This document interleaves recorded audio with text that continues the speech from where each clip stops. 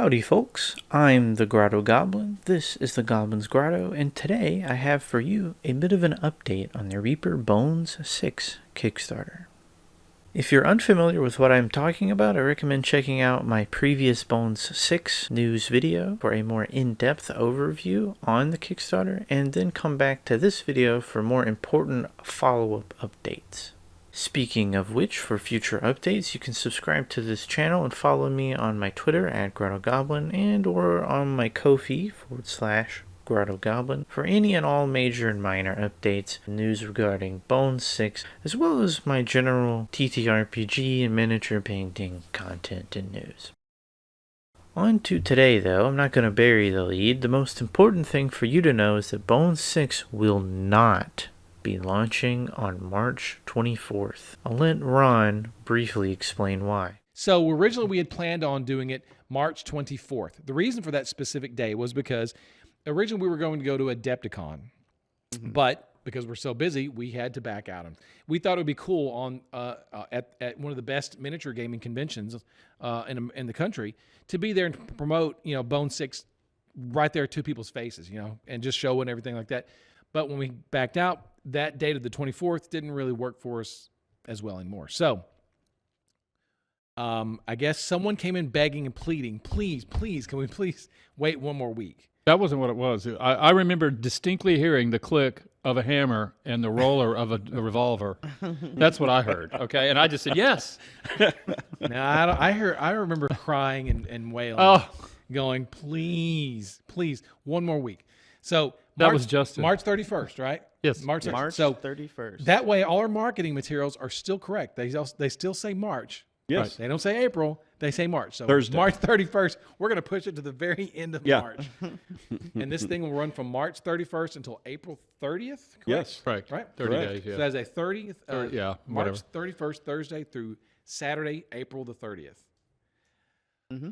Maybe, I guess, possibly that could change. I don't know. It sounds so definitive. No. I mean, that fit right into I the think time it's slot. going to I go. liked it. Yeah. We've been working hard on it. Yeah. Everyone's got their April. Maple. Or Marple. I like Tazalanch there. Please give me another week. I'll check my voicemails. yeah. So, as they mentioned, Bones 6's launch has been moved a week. That means it will now be launching on March 31st. So, remark your calendars. We'll all have a little bit of extra time to get our funds in order, and our piles of shame better organized in preparation. Now, while this may be the most impactful bit of news, it certainly isn't the last bit of major news to come out regarding Bones 6. We got some confirmations regarding some of the core set plus multiple expansions. For the core set, we got this image. Now the numbers here are placeholders, but I would hazard a guess that the core set would end up being around this price if Bones 5 is any indication. For those who don't remember, Bones 5's core set ended up being $120 US.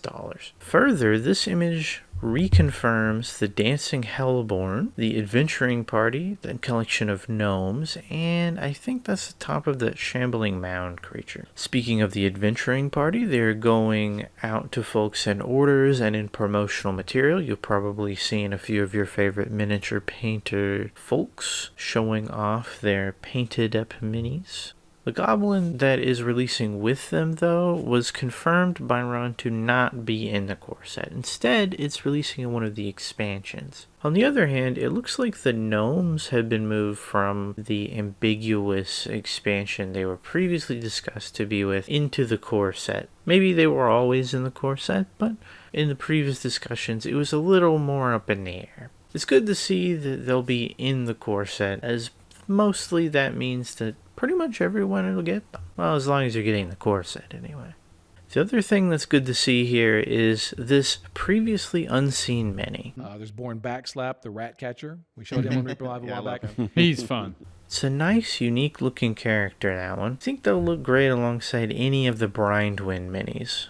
That's not the only new confirmation for the core set. We also got this stretch goal teaser for 4 Towns Guard. They'll match well with any of the Towns Guard from previous Bones releases. Now, 2 other details about this image. The little rumor has it text there may be hinting at subsequent unlocks. Given the nature of that text, I would think you could be looking at anything from supernatural entities to just some very deadly villainous rogues. Second, the shield in the top corner is a signifier of what set this stretch goal belongs to. It has the image of Reaper's longtime mascot, Mr. Bones. Mr. Bones will be representing the core set, and other sets will have their own corresponding shield. Speaking of which, Ron confirmed that one of the other expansions is the so-named Green Griffin expansion, which will have a Green Griffin shield. I had expected the Green Griffin stuff to be in the core set, given the name, but I guess it's gonna be its own thing. I reckon we'll be getting some tavern stuff in it, but probably we'll be getting some general foes and heroes too to populate,